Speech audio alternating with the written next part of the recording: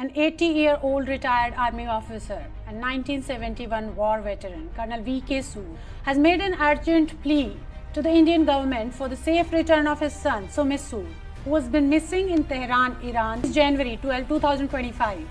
The desperate father, suffering from heart ailments, has been enduring immense distress, and his family struggles to obtain information about his son's whereabouts.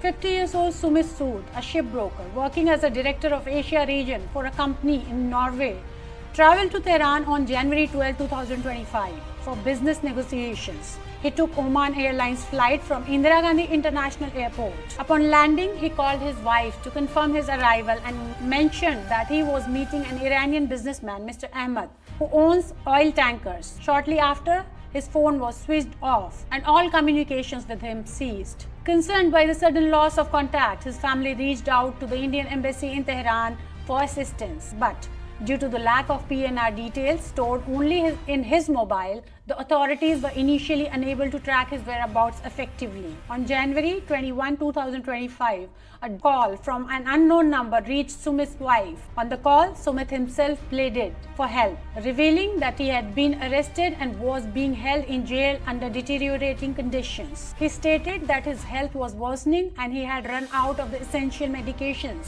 Since then, his family has been anxiously trying to reach the Indian Embassy and the Ministry of External Affairs for help, for answers, but they have received no clear updates. On January 31, 2025, Ministry of External Affairs spokesperson Randhir Jaiswal confirmed in a press conference that 3 Indian nationals had been detained by the Iranian security agencies, with Sumit Sood among them. The Indian government assured that diplomatic efforts were being made for their release.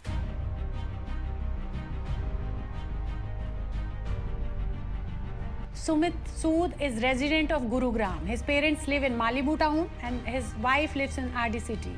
Despite repeated attempts to reach out to the government officials, the Sood family has received no further information regarding Sumit's status. The uncertainty has caused immense distress, particularly for his elderly father, who is struggling with health issues while fearing for his son's life. In an emotional appeal, Colonel V.K. Sood urged the Indian government and Ministry of External Affairs to intensify their diplomatic efforts to ensure his son's immediate and safe return to India. He says, "As a retired soldier who served the nation in 1971 war, I never thought that I would have to beg for my son's safety. This uncertainty and mental torture unbearable. I request Prime Minister Narendra Modi and the Ministry of External Affairs to intervene immediately and bring my son back home." ऐसा है 12 जनवरी 2025 को कतार Airways से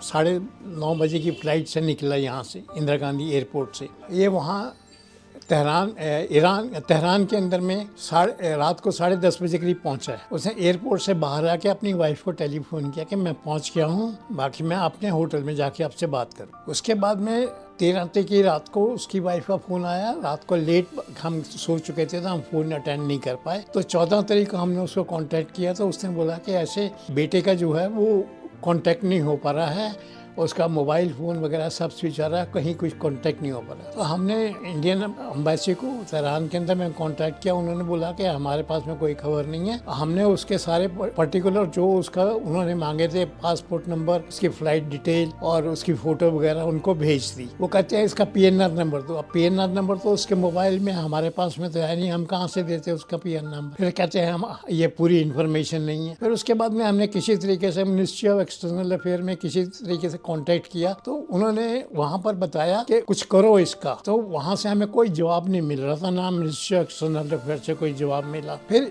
21 तारीख की रात को करीब 9-10 बजे करीब उसकी वाइफ ने हमें टेलीफोन किया कि सुमित का टेलीफोन आया है अभी उसने बोला है कि भाई मेरे को इन्होंने अरेस्ट कर लिया है और मेरा पासपोर्ट, मेरा क्रेडिट कार्ड और मेरा सब कुछ इन्होंने पर्स वर्स सब ले लिया है और मेरे को इन्होंने जेल में बंद कर दिया। मेरी हालत बड़ी ख़राब है, मेरी दवाइयाँ ख़त्म हो गई। हमें बड़ा हैरान हुआ कि उसने कौन सा ऑफेंस किया। वो हालांकि he is very highly paid job कर रहा है। उसके बाद में हमने फिर इधर उधर कोशिश की। कुछ समय हमारे को कोई वो पता नहीं लगा कि हम करें क्या। फिर मैंने प्रेसिडेंट को, प्राइम मिनिस्टर को और ministry external affair doctor Jaishankar वगैरह को ट्वीट किया।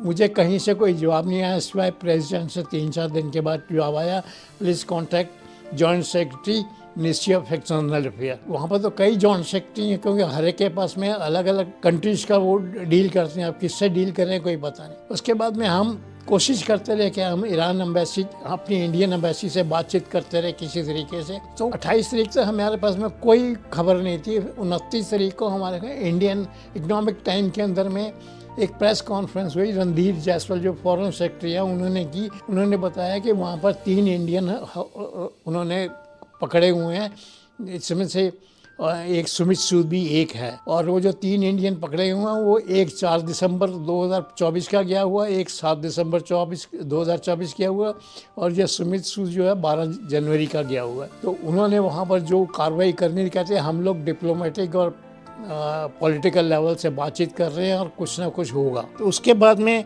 अखबार में आया कि वो 4 तारीख को वहाँ से वो डिपोर्ट करके 2 कर दिए उन्होंने। सुमित सूद वहाँ पर हेल्ड है। सुमित सूद के बारे में जब भी हम बात करें, ईरानियन एम्बेसी वाले कहते हैं उसकी वाइफ से बात करो, उसकी वाइफ से बात करो।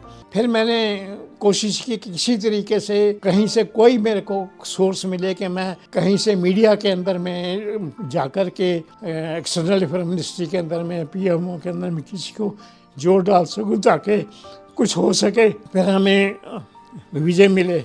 विजय ने बोला मैं मदद करूँगा।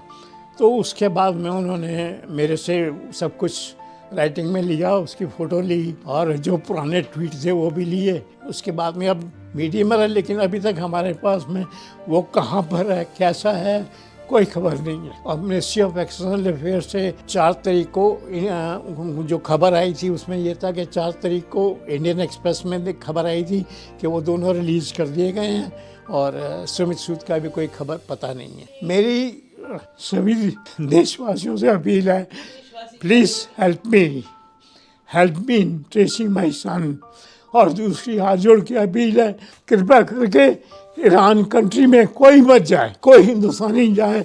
वहाँ के लोग बहुत ख़राब हैं, उनके साथ में कोई लिंक ना रखा जाए, वो ज़्यादा अच्छा है। मैं चाहता हूँ कि मिनिस्ट्री ऑफ एक्सटर्नल अफेयर और प्राइम मिनिस्टर साहब से मेरी विनती है, कोई ऐसा कदम उठाए कि मेरा बेटा जल्दी से जल्दी वापस आ जाए।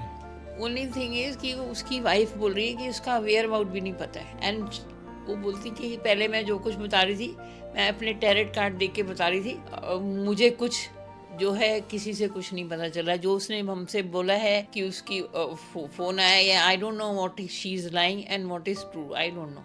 हमें कुछ नहीं पता। हमें तो उसने बोला आप आउट ऑफ पिक्चर रहिए, नहीं तो उसका केस ख़राब हो जाएगा। तो इसलिए फिर हम कुछ कर रहे नहीं थे।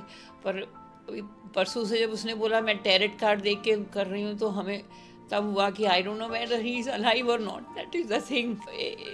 आदमी को पता चल जाए कि हुआ क्या है, आदमी उस तरह से निश्चय हो जाता है कि वेदर ही इज़ कमिंग और नॉट। सो अब मिनिस्ट्री ऑफ एक्सटर्नल अफेयर्स से लास्ट आपको कब कम्युनिकेशन हुआ था, या फिर एम्बेसी से लास्ट कम्युनिकेशन कब हुआ था?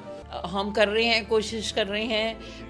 आप वो हो सकता है वो 2-3 दिन में आ जाए, हो सकता है वो 2-2.5 महीने में आए। वो ये बता रहे हैं कि वो जेल में है, और उनका कुछ बता रहे हैं कि किस वजह से उनको डिटेन किया या किस वजह से डिपोर्ट नहीं किया है, डिपोर्टेशन में क्या इशू आया? क्योंकि वो पिछला एग्जाम्पल दे रहे थे कि देखो पहले वाले 2 महीने बाद आए हैं, तो आपके बेटे को तो अभी 1-1.5 महीना ही हुआ, तो दैट इज़ नो लॉजिक। उसने कोई क्राइम किया हो तो टेल अस, उसमें क्या है। आदमी आपके एयरपोर्ट पे पहुंचता है, आप उसको वीज़ा दे रहे हो, उसको वीज़ा ही मत दो, क्योंकि वो वीज़ा अराइवल है, ठीक है। अब वीज़ा देके जैसे एयरपोर्ट से बाहर निकलता है, वी डोंट इवन नो कि उसको एयरपोर्ट से ही उठा लिया है, कि उसको वो होटल पहुंच गया था, वहाँ से उठाया, वी हैव नो आइडिया। तो सुमित जी किस प्रोफेशन में हैं, और ईरान तेहरान जाना उनका कैसे हुआ था और कब गए थे? 12 जनवरी।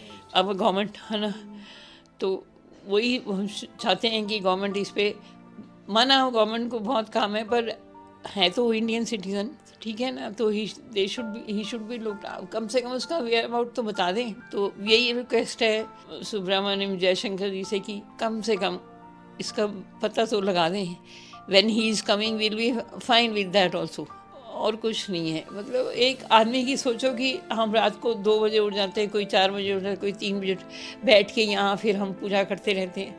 आई डोंट नो कितनी पूजा असर कर रही है, क्या कर रही है। मैंने जॉइंट सेक्रेटरी जयशंकर को अप्रोच किया, उसने कहा हमें नहीं पता, जो सागर नाम है, उसने कहा आप रविंदर जी से बात की, जो अंडर सेक्रेटरी हैं, वो ईरान देखते हैं। तो पहले तो वो कहते हैं कि हम बता देंगे, आप ईरान में डायरेक्ट इंडियन एम्बेसी फ़ोन करो। इंडियन एम्बेसी में जो सिद्धार्थ है वो कहते हैं कि आप वाइफ से बात करो। वो लोग हमें, और वहाँ पे जो हरिंदर है सेक्रेटरी है, जो सिद्धार्थ का बॉस है, वो कहता है हम आपको नहीं बताएंगे, वाइफ को बताएंगे। और उसके बाद में फिर कल मैंने रविंदर जी को दोबारा बात की, कहते हैं हाँ वो जेल में हैं, आप देखिए। वो पहले वाले भी 2 महीने बाद आए, अब ये, मैंने कहा ये कौन सा लॉजिक हुआ भैया 2 महीने बाद आए। मैंने कहा मेरा फादर हार्ट पेशेंट है, स्टंट लगा कब को, तो क्या होगा। ही इज़ नॉट, मतलब कि कोई भी फेवर करने को तैयार नहीं, कोई हेल्पफुल नहीं है, कुछ नहीं है। ये भी कुछ भी नहीं पता चला कि किस वजह से उनको ना कोई बात नहीं की, क्या कारण है। मोदी जी को लिखा, सब कुछ लिखा, कोई रिप्लाई नहीं दे रहा है कुछ भी। ईरान वालों को पूछो तो ईरान वाले कहते वाइफ से पूछो, मतलब वी आर क्लूलेस सच्ची में। अब हालत ख़राब है हमारी, कोई हेल्प करने को तैयार नहीं है। तब फिर आगे अभी तक बात। तो फर्स्ट टाइम गए हैं ईरान या पहले भी मर्चेंट नेवी के उसमें जाते रहे हैं? फर्स्ट टाइम गए, शिप से तो जाता रहता था, बट ये फर्स्ट टाइम अपने बिजनेस के लिए गया है। मेरी बस आप लोगों से अपील है कि गवर्नमेंट प्लीज़ हेल्प करो मेरे भाई की, और कोई अपील नहीं है, बस यही अपील है गवर्नमेंट से।